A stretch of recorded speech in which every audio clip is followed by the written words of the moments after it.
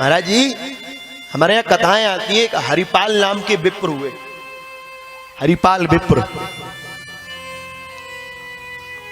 हरिपाल नाम के विप्र थे महाराज जी। शरीर ब्राह्मण था और मां की गर्भावस्था से उनके जीवन में ऐसा संचार हुआ है, ऐसा भक्ति का संचार उनके जीवन में हुआ। बाल्यावस्था से छोटे थे तो कभी घर पे कोई अभ्यागत आया, कोई साधु आया, उसको कुछ ना कुछ पाने दे दिया, कुछ ना कुछ तो देंगे ही, जाने वाला नहीं। 5-6 वर्ष की अवस्था से ये संस्कार उनके हृदय में चेत गए थे। और हरिपाल विप्र धीरे धीरे धीरे धीरे जब बड़े होने लगे तो एक बार माँ ने कहा, बोले बेटा मेरी इच्छा है तेरा विवाह हो जाए। हरिपाल विप्र कहते हैं, बोले माँ मेरा संकल्प है। जब हरिपाल विप्र बड़े हो गए महाराज जी, श्री भक्तमाल में नाभाजी ने लिखा है कि हरिपाल विप्र प्रतिदिन 1000 ब्राह्मणों को, साधुओं को भोजन कराते थे। 12 महीने का नियम था भाई, 12 महीने। हम और आप अगर एक दिन भी 8-10 लोग आ जाएं तो माता जी की आंखें लाल हो जाती। पर संत पधारे, साधु साधु नहीं है, ठाकुर जी है। आज के दिवस की मैं लेऊं बलिहारा, मेरे घर आया राजा राम जी का प्यारा। आज के दिवस की मैं लेऊं बलिहारा, मेरे घर आया राजा राम जी का प्यारा। करूं दंडवत चरण पखारो, संतन पे बलिहारी जाऊं। ये जीवन था सुनीति का। करूं दंडवत चरण पखारूं, संतन पर बलिहारी जाऊं। आज मैं धन्य हो गई, आज आप आए। क्यों? क्योंकि आप नहीं आए, आपकी वाणी से जो वचनामृत निकलेंगे और वो वचनामृत मेरे कर्णपुटों के माध्यम से जब मेरे गर्भस्थ शिशु पर पड़ेंगे तो मेरे गर्भ से कोई सांसारिक जीव जन्म नहीं लेगा, मेरे गर्भ से कोई परमात्मा का भक्त जन्म लेकर आएगा। जब आपकी वाणी से वचनामृत बहेगा। वही हरिपाल विप्र कह रहे हैं, रोज 1000 अभ्यागत को प्रसाद पाओ। माता जी कहती हैं, बेटा ठाकुर जी ने दिया तो खूब है, पर बेटा ध्यान रखना कमाओ कुछ मत और गवाते रहो तो बड़े बड़े खजाने भी खाली हो जाएंगे। बोले अच्छा ये करते कुछ नहीं थे, करना कुछ है नहीं, और जितने महात्मा है सब ठाकुर जी ने खूब चकाचक दिया था। आज उन्होंने देख लिया कि वो देते गए। अब माता जी से कहते, बोले मैया विवाह तो कर लेंगे पर एक शर्त बहुत बड़ी है। बोले क्या? बोले ऐसी कन्या से विवाह करेंगे, बोले जो हम तो 1000 को भोजन करा रहे हैं वो 2000 को करा। क्या कहते? हम तो 1000 महात्माओं को कराते हैं, उसके हृदय में 2000 महापुरुषों को भोजन कराने की सामर्थ्य हो। मैया कहती हमको तो ऐसा लगता है बेटा तुम मर भी जाओगे तब भी ऐसी कन्या मिलने वाली नहीं है। बोले संभव नहीं है। पर एक कन्या को पता चला कि हरिपाल विप्र परम वैष्णव परम भक्त, वो प्रतिदिन 1000 वैष्णवों को प्रसाद कराते हैं, साधुओं को। तो कहती मैं भी विवाह उसी से करना चाहती थी, मेरा भी संकल्प है। और जब उन्होंने पाणी ग्रहण किया हरिपाल विप्र से तो खूब नित्य भंडारा हो, खूब चकाचक भंडारा हो। और आप आश्चर्य करो, देते गए एक दिन ऐसी स्थिति आ गई कि घर में कुछ भी नहीं बचा, अब अन्न का दाना नहीं, अब भंडारा चल रहा। अब उनने कहा, बोले कमाओ मत, केवल बहाते जाओ। बहाते गए, सारा खजाना खाली हो गया। अब धर्मपत्नी कहती है, स्वामी अब क्या करें? बोले कोई बात नहीं, अबे भी खूब जय जय होगी, अबे भी खूब संत प्रसाद पाएंगे। बोले स्वामी पाएंगे कैसे? पहले ये देख लो, अब कुछ नहीं है घर में, सब हो गया। देखा देवी घबराना नहीं, अब जो था घर में वो तो लौटा दिया। अब हरिपाल विप्र चोरी करने जाने लगे। देखा घबरा क्यों रही? जब तक हमारी देह में प्राण है एक भी महापुरुष हमारे द्वार से बिना प्रसाद के नहीं जा सकता। जब तक शरीर में प्राण है एक भी ब्राह्मण नहीं जा सकता। अब जो अच्छा ये चोरी करने जाए, और आश्चर्य की बात ये मानेंगे ये उनके यहाँ चोरी करने जाते थे जिन्होंने जीवन में 1 रुपया दान ना दिया। उनने कहा इस बहाने कम से कम ठाकुर जी की सेवा में तो लग जाएगा।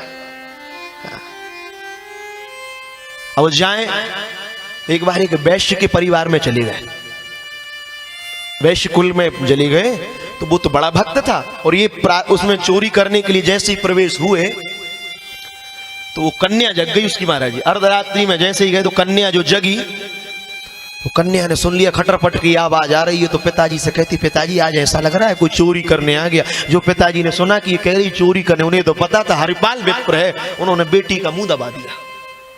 बोले बेटी एक शब्द भी मत कहना, ये चोर नहीं है, तू जानती है ये परम भगवत निष्ठ भक्त है। आज अगर हमारी कोड़ी चली गई और इनके माध्यम से सेवा में लग गई तो मेरा जीवन धन्य हो जाएगा। जो बेटी को और पिता को संवाद करते हरिपाल विप्र ने सुना, अरे बोल सब छोड़ दिया। अरे मैं तो सोचता था ये अभक्त है, ये तो पक्का भगत है। वो बोले भक्तों के यहाँ का तो लेना ही नहीं है, मैं तो दुष्टों को लूटने आया, छोड़ के चल दिया। और आज जैसे ही सूर्योदय हो गया, पत्नी कहती आज नियम लगता है खंडित हो जाएगा, आज नियम खंडित हो जाएगा। आज होगा क्या? आज तो कुछ भी नहीं है। बोले देवी घबराना, रात में तो कुछ नहीं मिला, कोई बात नहीं, आज दिन में ही जाएंगे। अब तक रात में जाते थे, आज दिन में जाएंगे।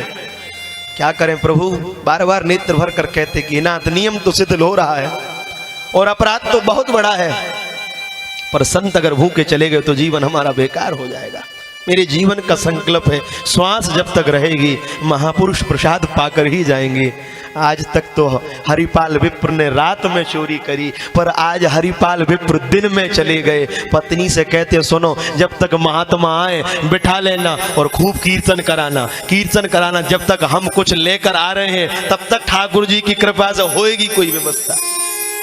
आज हरिपाल विप्र ने मस्तक पर वस्त्र बांधा और हाथ में डंडा लिया और जंगल के मार्ग पर जाकर खड़े हो गए, ठोड़ी से लगाए डंडा और ऐसे खड़े, और मन ही मन कह रहे, बोले जय जय आज कोई मिल जाए, नहीं तो नियम खंडित हो जाएगा। ये विचार कर ही रहे थे, इतने में परब्रह्म परमात्मा अकारण करुणा वरुणालय भक्त वत्सल करुणा वत्सल भगवान द्वारकाधीश तुरंत उठ के खड़े हो गए। भैया इसी कलिकाल की घटना है, यही कलिकाल। खड़े हो गए उसी क्षण, और आज भगवान ऐसा दिव्य श्रृंगार कर रहे हैं और जाने लगे। रुक्मणी जी ने पूछा कहां जा रहे? रुक्मणी जी ने जैसे ही पूछा, बोले कहां जा रहे? तो भगवान को आवेश आ गया, बोले देख तेरी ये टोकने की आदत बहुत बेकार है, बोले जब भी कहीं जाता हूं तो टोक देती है, कहां जा रहे? बोले जा रहे होंगे कहीं। रुक्मणी जी कहते हैं स्वामी जी एक बार बता दो जा कहां रहे? भगवान के नेत्र भराया, बोले देख तो हरपाल विप्र रहे थे, बोले अगर इसका नियम खंडित हो गया तो इसका कुछ नहीं होना, लाश तो मेरी जाएगी, क्योंकि मैंने अपने जीवन की सौंपी तुझको डोर, आगे मर्जी आपकी अब ले चलो जिसो। सौंप दी मैंने, सौंप दिया इस जीवन का सब भार तुम्हारे हाथों में, अब जीत तुम्हारे हाथों में और हार तुम्हारे हाथ। बोले देवी तू पूछती है कहां जा रहे? तो बोले सुन कहां जा रहे? बोले सुन ले, हम आज लुटने जा रहे। क्या कहते? बोले आज हम लुटने जा रहे हैं। रुक्मणी जी का माथा खाना के, बोले क्यों, क्या कह रहे हैं आप? बोले सही कह रहे हैं, आज लुटने जा रहे हैं। आज तक तो हमने लूटा है, पर आज लुटने जा रहे हैं, आज हम लुटेंगे। तो रुक्मणी जी कहती हैं जब आप लुटने जा ही रहे हो तो हम यहाँ रह के क्या करेंगे, हमें और ले चलो, हम भी लुटेंगे। अब जा ही रहे हो, अब अकेले क्या करेंगे? यहाँ भगवान भी सोच रहे थे अच्छा अब जा ही रही हो। भगवान कहते जब इतनी हट धर्मीता कर रही हो तो तुम्हें भी ले चलेंगे, पर सुनो पहले ऐसे नहीं जाना। कैसे जाओगी? ऐसे बिल्कुल नहीं जाना, बढ़िया मारवाड़ की सेठानी बन के जाना है, मारवाड़ की अच्छी सेठानी बनकर जाना है, बढ़िया अच्छा श्रृंगार करके, जितना भी श्रृंगार है द्वारिका का सब श्रृंगार करके जाना। और जो रुक्मणी ने श्रृंगार किया वो भगवान ने वेश बदलकर पालकी में जगदम्बा को बिठाया और उसी मार्ग पर जहां हरिपाल विप्र खड़े हैं। अब भगवान तो सब जान रहे थे, अब वो इसी इंतजार में खड़े थे कि कोई आ जाए तो हम लूट लें। और जो उसने आते देखा हरिपाल विप्र ने, बोले आज मिल गया, बोले आज हमारा संकल्प बच गया, आज बच गया। अब वो चले जा रहे हैं तो भगवान तो और विनोद में सेठ बनकर जो जा रहे हैं, रुक्मणी सेठानी बनी है, जो सेठ बने, अब वो चले जा रहे हैं तो भगवान हरिपाल विप्र से कहते हैं, बोले सुनो भैया, हमने सुना है आगे जंगलों में एक हरिपाल नाम का डाकू रहता है, देखो तुम ये जंगल हमें निकाल दो, क्योंकि हमारे पास इतना खजाना है, और अगर कभी उसने लूट लिया। और हरिपाल मन ही मन हंस रहा, बोले हम ही हरिपाल हैं, अब इनको क्या पता ठाकुर जी आ गए, हम ही हरिपाल हैं। और सुनो, अगर पार निकाल दिया ना तो 4 मोहरें सोने की देंगे। और जो हरिपाल ने सुना, बोले 4 मोहरों में तो खूब आराम से प्रसाद हो जाए। उन्होंने कहा ठीक चलो।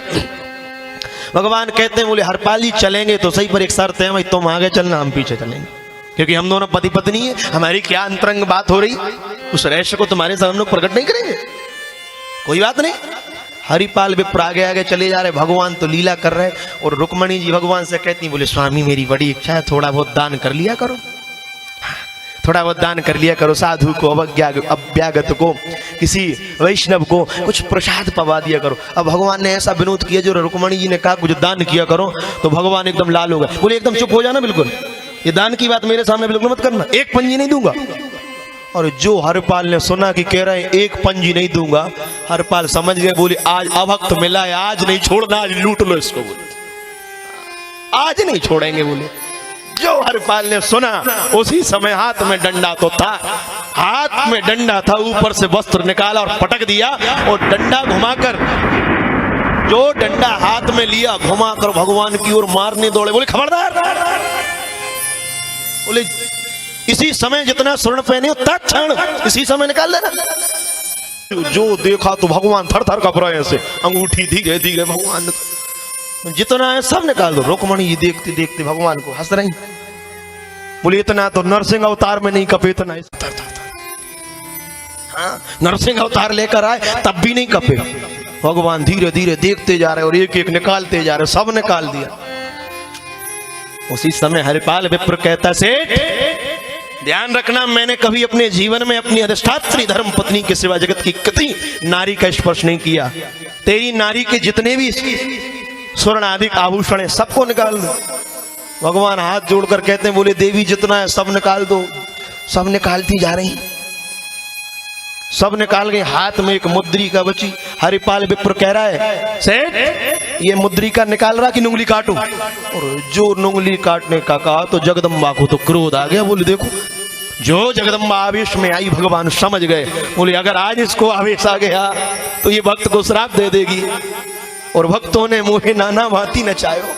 ये भक्त ही तो है जो कहा। उसी समय परब्रह्म परमात्मा तुरंत भगवान अपने रूप को परिवर्तित करके स्वयं भगवान आज द्वारकाधीश के रूप में प्रकट हो।